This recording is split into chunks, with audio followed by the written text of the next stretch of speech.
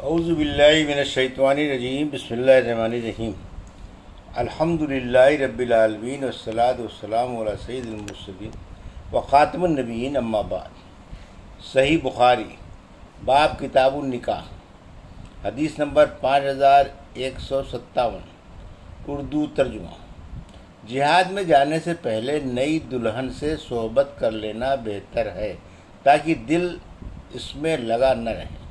ہم سے محمد بن علاء نے بیان کیا، ہم سے عبداللہ بن مبارک نے بیان کیا، ان سے معمر بن راشد نے، ان سے حمام نے، اور ان سے حضرت ابو ہریرہ نے کہ نبی کریم صلی اللہ علیہ وسلم نے فرمایا، گزشتہ انبیاء میں سے ایک نبی حضرت یوشع یا حضرت داؤد علیہ السلام نے غزوہ کیا اور غزوہ سے پہلے اپنی قوم سے کہا کہ میرے ساتھ کوئی ایسا شخص نہ چلے جس نے کسی نئی عورت سے شادی کی ہو اور اس کے ساتھ صحبت کرنے کا ارادہ رکھتا ہو اور ابھی صحبت نہ کی ہو۔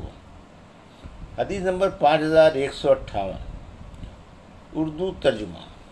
جس نے 9 سال کی عمر کی بیوی کے ساتھ خلوت کی جب وہ جوان ہو گئی ہو۔ ہم سے قبیصہ بن عقبہ نے بیان کیا، کہا ہم سے سفیان نے بیان کیا، ان سے حشام بن عروہ نے، اور ان سے عروہ نے کہ نبی کریم صلی اللہ علیہ وسلم نے حضرت عائشہ رضی اللہ عنہا سے جب نکاح کیا تو ان کی عمر 6 سال کی تھی، اور جب ان کے ساتھ خلوت کی تو ان کی عمر 9 سال کی تھی، اور وہ آن صلی اللہ علیہ وسلم کے ساتھ 9 سال تک رہیں۔ حدیث نمبر 5159، اردو ترجمہ۔ سفر میں نئی دلہن کے ساتھ خلوت کرنا۔ ہم سے محمد بن سلام نے بیان کیا، کہا ہم کو اسماعیل بن جعفر نے خبر دی، انہیں حمید نے، اور ان سے حضرت انس رضی اللہ عنہ نے بیان کیا کہ نبی کریم صلی اللہ علیہ وسلم نے مدینہ اور خیبر کے درمیان راستے میں 3 دن تک قیام کیا اور وہاں ام المومنین حضرت صفیہ بنت حی رضی اللہ عنہا کے ساتھ خلوت کی۔ میں نے مسلمانوں کو آن صلی اللہ علیہ وسلم کے ولیمے پر بلایا، لیکن اس دعوت میں روٹی اور گوشت نہیں تھا۔ آپ صلی اللہ علیہ وسلم نے دسترخوان بچھانے کا حکم دیا اور اس پر کھجور، پنیر اور گھی رکھ دیا گیا، اور یہی آن صلی اللہ علیہ وسلم کا ولیمہ تھا۔ مسلمانوں نے حضرت صفیہ رضی اللہ عنہ کے بارے میں کہا کہ امہات المومنین میں سے ہیں، یا آن صلی اللہ علیہ وسلم نے انہیں لونڈی ہی رکھا ہے، کیونکہ وہ بھی جنگ خیبر کے قیدیوں میں سے تھیں۔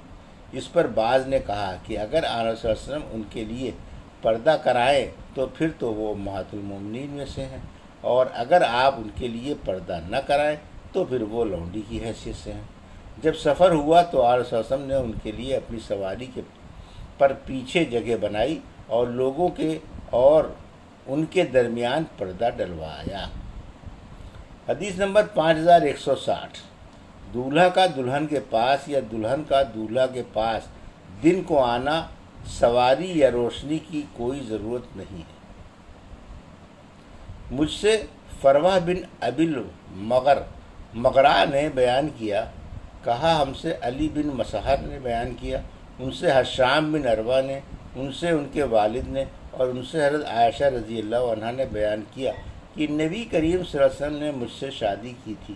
میری والدہ میرے پاس آئیں اور تنہا مجھے ایک گھر میں داخل کر دیا، پھر مجھے کسی چیز نے خوف نہیں دلایا سوائے رسول اللہ صلی اللہ علیہ وسلم کے کہ آپ اچانک ہی میرے پاس چاشت کے وقت آ گئے۔ آپ صلی اللہ علیہ وسلم نے مجھ سے ملاپ فرمایا۔ حدیث نمبر 5161، اردو ترجمہ۔ عورتوں کے لیے مخمل کے بچھونے وغیرہ بچھانا جائز ہے یا باریک پردہ لٹکانا۔ ہم سے قنیبہ بن سعید نے بیان کیا، کہا ہم سے سفیان بن عینیہ نے بیان کیا، کہا ہم سے محمد بن المنقدر نے بیان کیا، ان سے حضرت جابر بن عبداللہ رضی اللہ عنہ نے بیان کیا کہ رسول اللہ صلی اللہ علیہ وسلم نے ان سے جب انہوں نے شادی کی فرمایا، تم نے جھالر دار چادریں بھی لی ہیں یا نہیں؟ انہوں نے عرض کیا، یا رسول اللہ ہمارے پاس جھالر دار چادریں کہاں ہیں؟ آن صلی اللہ علیہ وسلم نے فرمایا کہ جلد ہی میسر ہو جائیں گی۔ حدیث نمبر 5162، اردو ترجمہ۔ وہ عورتیں جو دلہن کا بناؤ سنگار کر کے اسے شوہر کے پاس لے جائیں۔ ہم سے فضل بن یعقوب نے بیان کیا، کہا ہم سے محمد بن سابق نے بیان کیا، ان سے اسرائیل نے بیان کیا، ان سے حشام بن عروہ نے، ان سے ان کے والد نے، اور ان سے حضرت عائشہ رضی اللہ عنہا نے کہ وہ ایک دلہن کو ایک انصاری مرد کے پاس لے گئیں تو نبی کریم صلی اللہ علیہ وسلم نے فرمایا، عائشہ تمہارے پاس لہو یعنی دف بجانے والا نہیں تھا، انصار کو دف پسند ہے۔ حدیث نمبر 5163 اردو ترجمہ۔ دلہن کو تحائف بھیجنا۔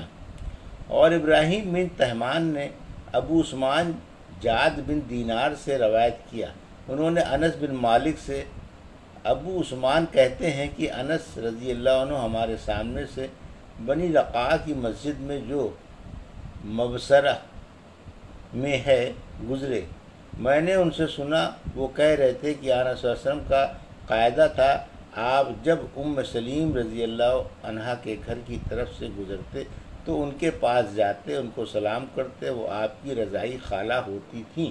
پھر انس رضی اللہ عنہ نے بیان کیا کہ ایک بار ایسا ہوا کہ آنس صلی اللہ علیہ وسلم دولہا تھے، آپ نے زینب رضی اللہ عنہا سے نکاح کیا تھا، تو ام سلیم یعنی میری ماں مجھے سے کہنے لگی کہ اس وقت ہم آنس صلی اللہ علیہ وسلم کے پاس کچھ تحفے بھیجیں تو اچھا ہے۔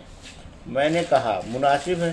انہوں نے کھجور اور گھی اور پنیر ملا کر ایک ہانڈی میں حلوہ بنایا اور میرے ہاتھ میں دے کر آنس صلی اللہ علیہ وسلم کے پاس بھجوایا۔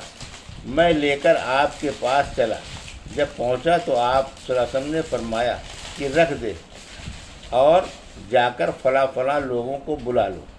آپ صلی اللہ علیہ وسلم نے ان کا نام لیا اور جو بھی کوئی تجھ کو راستے میں ملے اس کو بلا لے۔ انس رضی اللہ عنہ نے کہا کہ میں آپ کے حکم کے موافق لوگوں کو دعوت دینے گیا، لوٹ کر جو آیا تو کیا دیکھتا ہوں کہ سارا گھر لوگوں سے بھرا ہوا ہے۔ میں نے دیکھا کہ رسول اللہ صلی اللہ علیہ وسلم نے اپنے دونوں ہاتھ اس حلوے پر رکھے اور جو اللہ کو منظور تھا وہ زبان سے کہا، برکت کی دعا فرمائی، پھر 10 آدمیوں کو کھانے کے لیے بلانا شروع کیا۔ آپ ان سے فرماتے جاتے تھے کہ اللہ کا نام لو اور ہر ایک آدمی اپنے آگے سے کھائے، رکابی سے کے بیچ میں ہاتھ نہ ڈالے، یہاں تک کہ سب لوگ کھا کر گھر کے باہر چلے گئے۔ 3 آدمی گھر میں بیٹھے باتیں کرتے رہے اور مجھ کو ان کے نہ جانے سے رنج پیدا ہوا، اس خیال سے کہ آنس صلی اللہ علیہ وسلم کو تکلیف ہوگی۔ آخر آنس صلی اللہ علیہ وسلم اپنی بیویوں کے حجروں پر گئے، میں بھی آپ کے پیچھے پیچھے گیا۔ پھر راستے میں میں نے آپ سے کہا اب وہ 3 آدمی بھی چلے گئے ہیں۔ اس وقت آپ لوٹے اور زینب رضی اللہ عنہا کے حجرے میں آئے، میں بھی حجرے ہی میں تھا، لیکن آپ صلی اللہ علیہ وسلم نے میرے اور اپنے بیچ میں پردہ ڈال دیا۔ آپ سورہ احزاب کی آیت پڑھ رہے تھے، مسلمانوں نبی کے گھروں میں نہ جایا کرو مگر جب کھانے کے لیے تم کو اندر آنے کی اجازت دی جائے اس وقت جاؤ، وہ بھی ایسا ٹھیک وقت دیکھ کر کہ کھانے کے پکنے کا انتظار نہ کرنا پڑے۔ لابتہ جب بلائے تو جاؤ تو اندر آ جاؤ اور کھانے سے فارغ ہوتے ہی چل دو، باتوں میں لگ کر وہاں بیٹھے نہ رہا کرو، ایسا کرنے سے پیغمبر کو تکلیف ہوتی تھی، اس کو تم سے شرم آتی تھی کہ تم سے کہے کہ چلے جاؤ، اور اللہ تعالیٰ حق بات میں نہیں شرماتا۔ ابو عثمان جاد بن دینار کہتے تھے کہ انس رضی اللہ عنہ نے کہا کرتے تھے کہ میں نے 10 برس تک متواتر آنس صلی اللہ علیہ وسلم کی خدمت کی ہے۔ یہ تھی صحیح بخاری باب کتاب النکاح کی حدیث نمبر 5157 سے 5163 کا اردو ترجمہ جو ابھی آپ نے سماعت فرمایا۔ اللہ سے دعا ہے کہ اللہ ہمیں حدیثوں کی صحیح سمجھ عطا فرما اور ان پر عمل کرنے کی توفیق عطا فرما، آمین یا رب العالمین۔